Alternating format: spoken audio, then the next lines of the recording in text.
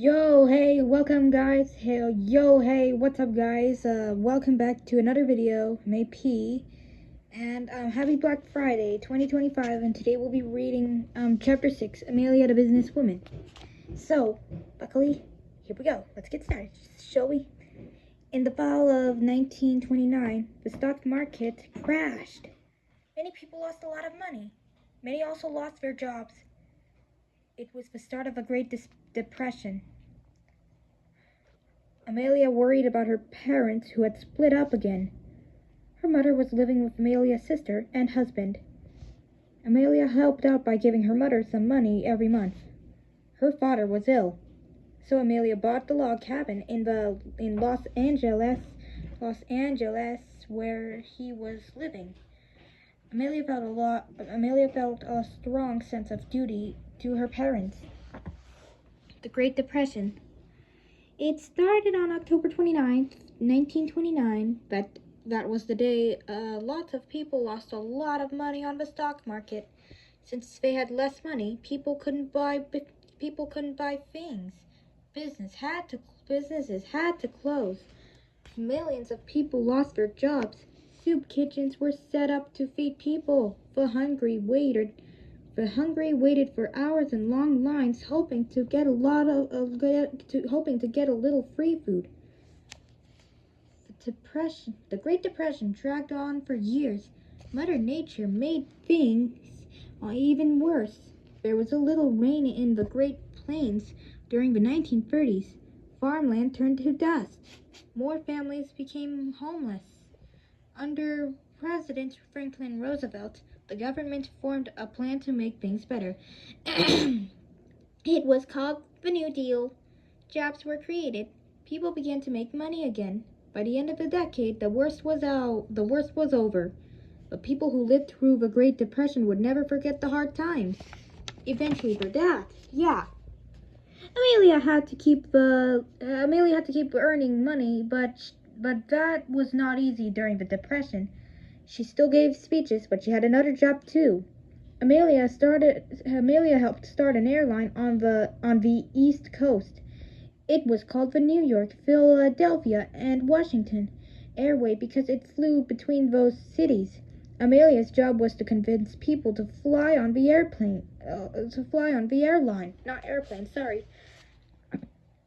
It was difficult to run an airline in the early days. Only a few cities had airports. Once three planes arrived in Philadelphia at the same time. Some passengers had to change planes. Some people just got off to stretch their legs, but airline workers got confused. They put people on the wrong planes. Some were accidentally flown back to the city they had just left. Another problem on the early flights was air sickness. It wasn't just the bumps, but fumes from the engine often came into the cabin. There was also aviation industry. Today, traveling by plane seems as normal as taking a bus, but it wasn't always that way. In fact, your grandparents may not have stepped foot on an airplane until they were grown-ups.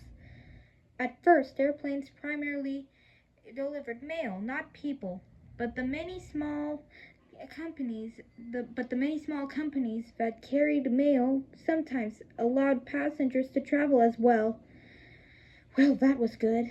By the late 1920s, these smaller companies combined to form four larger airlines: TWA, United, Eastern, and American. They were known as the Big Four and were the first to schedule passenger-only flights.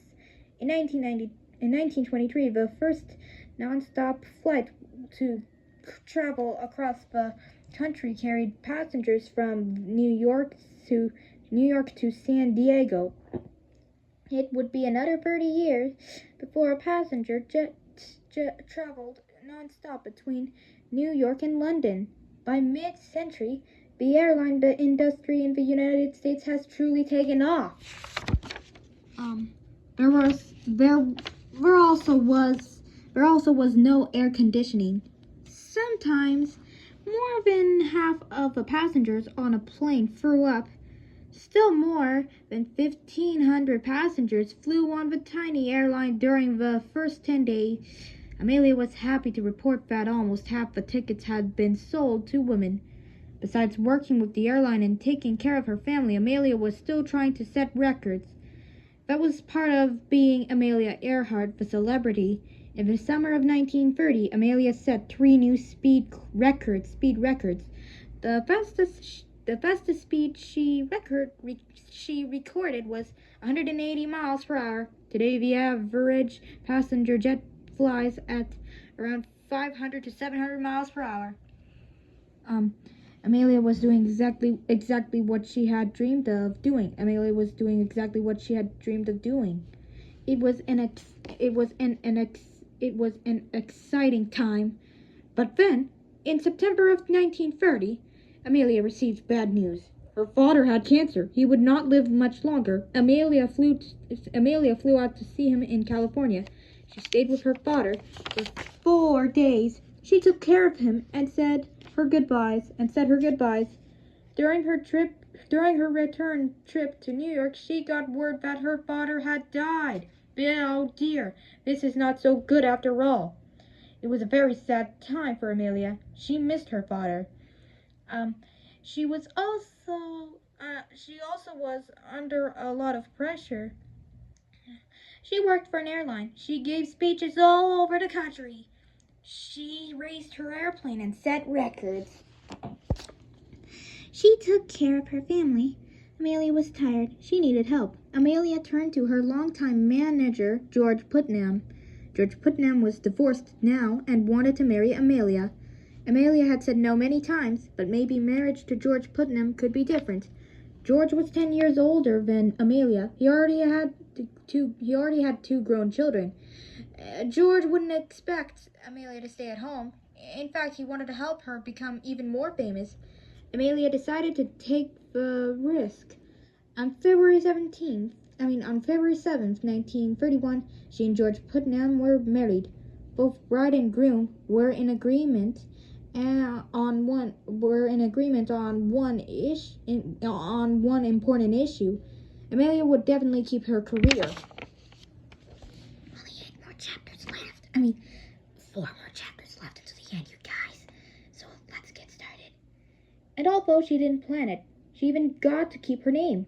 Although she officially became Amelia Earhart Putnam after her marriage. The press didn't like the change. They soon dropped the Putnam and called her Amelia Earhart, just as they always had.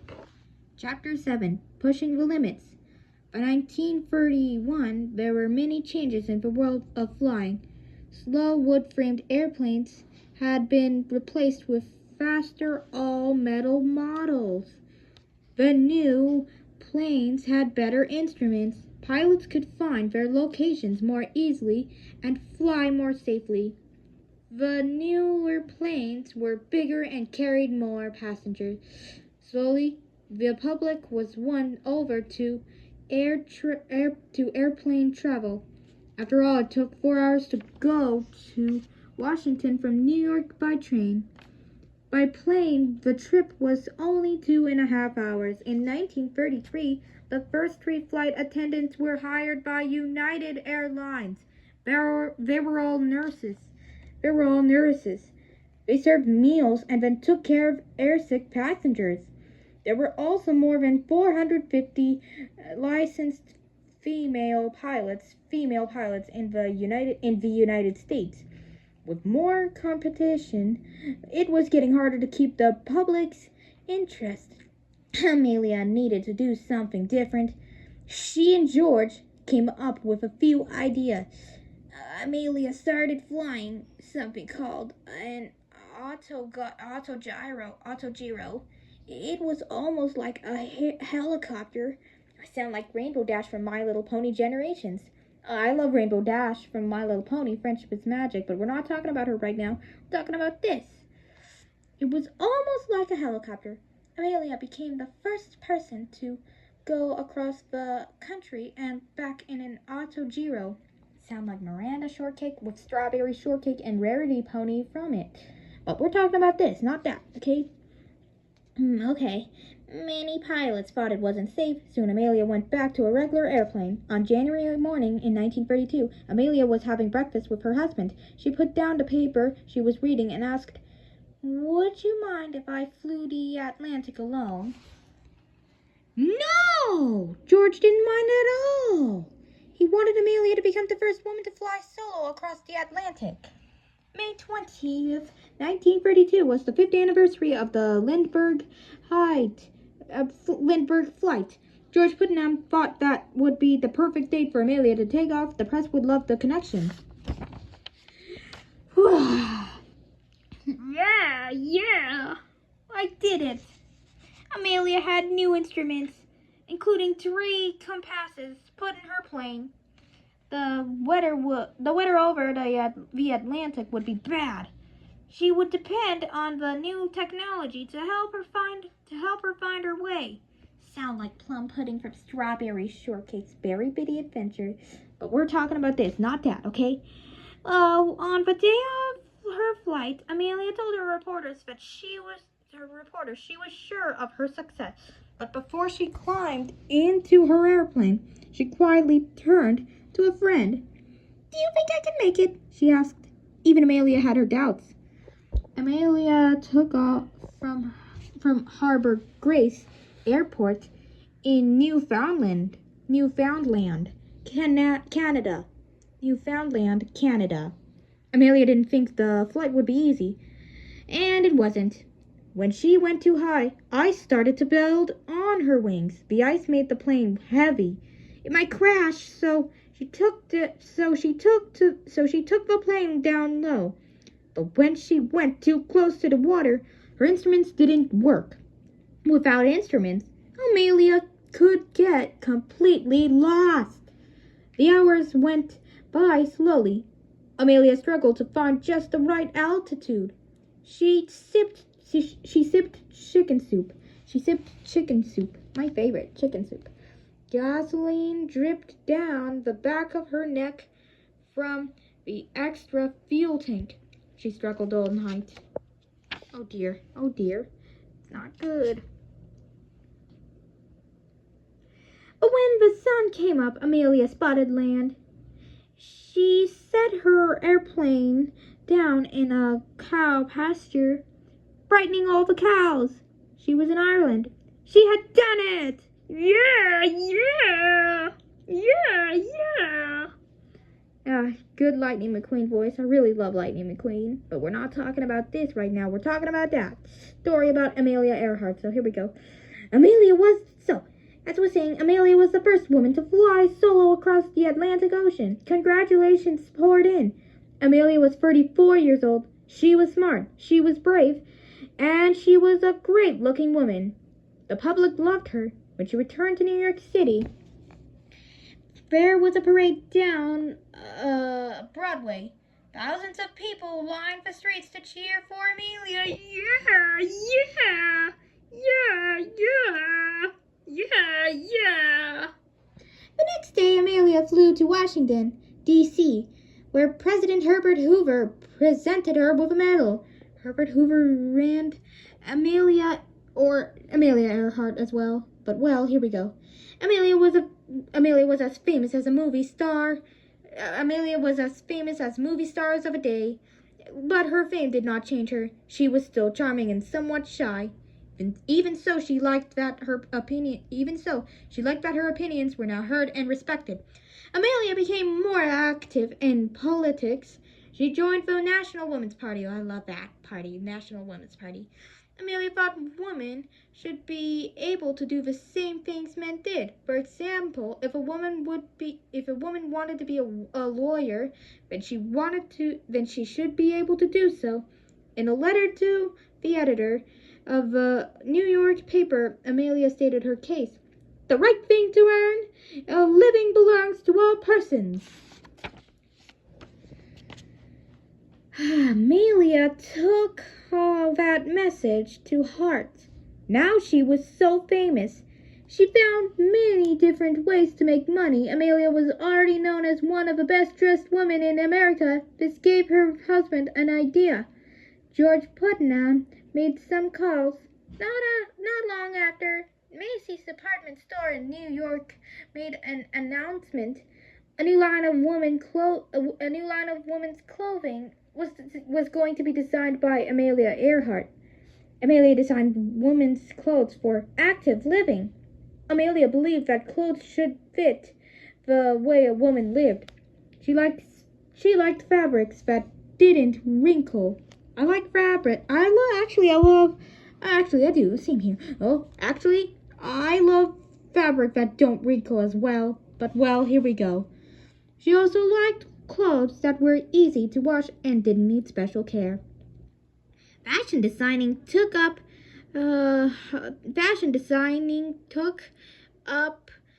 lot of her time. Amelia's photograph was in many magazines. She was always in demand, but flying was still Amelia's passion. Nothing else could match the adventure and challenge. A group of Hawaiian businessmen had an idea. They asked Amelia to become the first person to fly solo from Honolulu to California.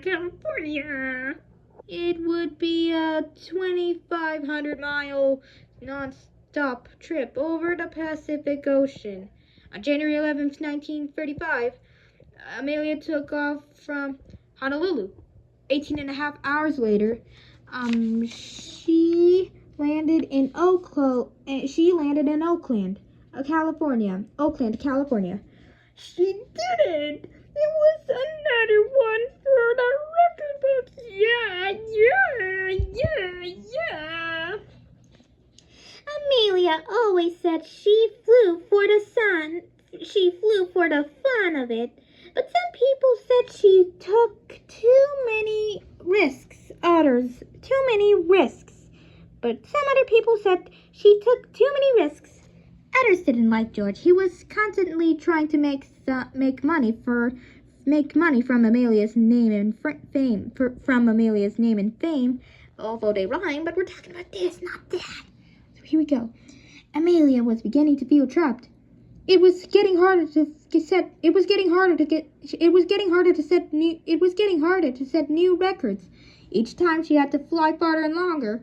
Setting records took money. There was always new and better equipment to buy. However, there was one more flight she was determined to take. It would be the biggest challenge of all. I love biggest challenges after all. You? I think I do. So anyways, Chapter 8, the final flight. Amelia Earhart wanted to fly around the world. Although other pilots had circled the globe, she would fly close to the equator. This would make a longer and harder trip, 29,000 miles.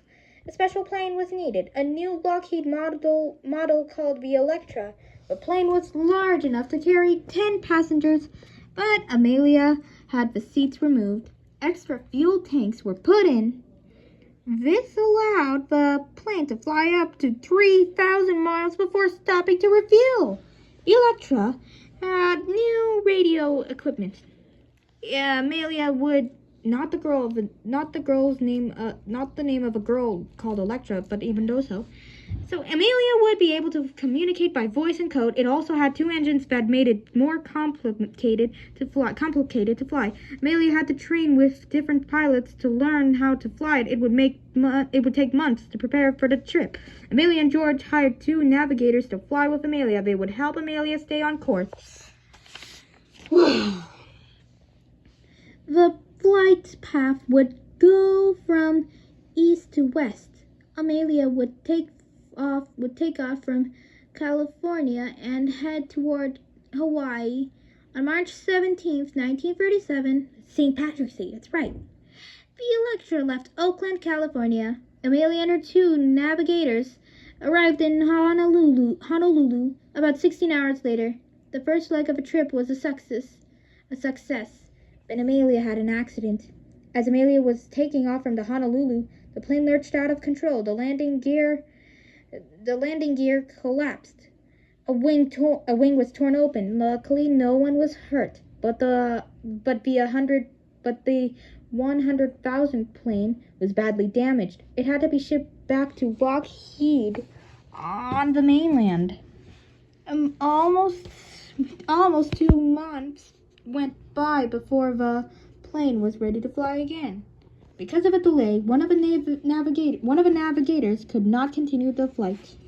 That left only the other man, Fred Noonan. There was also another change due to weather patterns. The flight path had to be reversed. Amelia would now fly from west to east. On May 27th, Amelia left Oakland, California, and headed east to Miami, Florida. The whole world was watching. The trip started off well, very well indeed. From Miami, Amelia flew to Puerto Rico. Then she flew along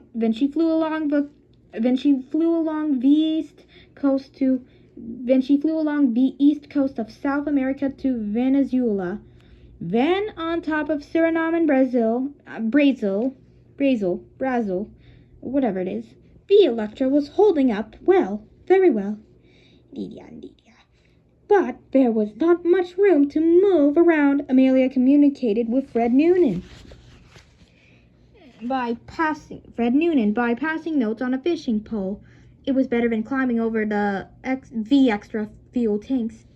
Amelia flew over 40 hours and 4,000 miles in the first week, and that was just the beginning. She flew over the Atlantic and crossed to Africa.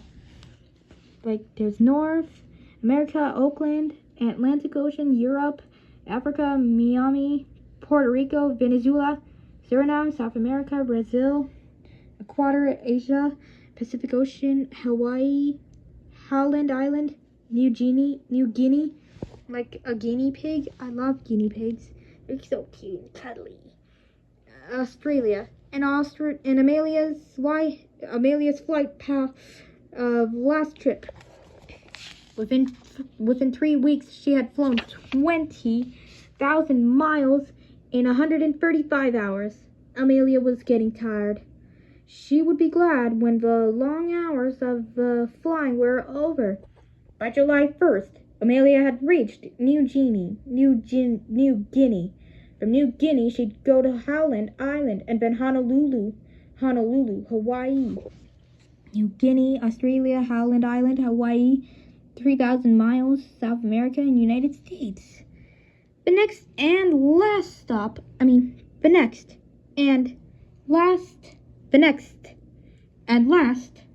stop would be Oakland, California.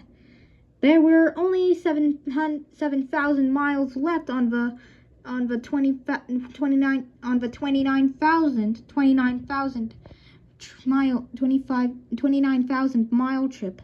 Most of these last miles were over the Pacific Ocean. On July 2nd, Amelia took off from New Guinea. The trip to Howland was to take about 19 hours. Howland was a tiny island in the Pacific. It was only 2 miles long and 3/4 of a mile wide. It would be very hard to find, but it was the only place to land and refuel. Amelia had to depend on Fred Noonan to spot the tiny strip of sand, and we'll stop here. And if you're watching this, like, comment, and subscribe. And how was everybody's Thanksgiving? It was good. Hope you all had a good Thanksgiving, and I'll see you guys tomorrow because we've got 2 more days of November 2025 left. This is me, IP, stopping this video, and good night because it's getting late.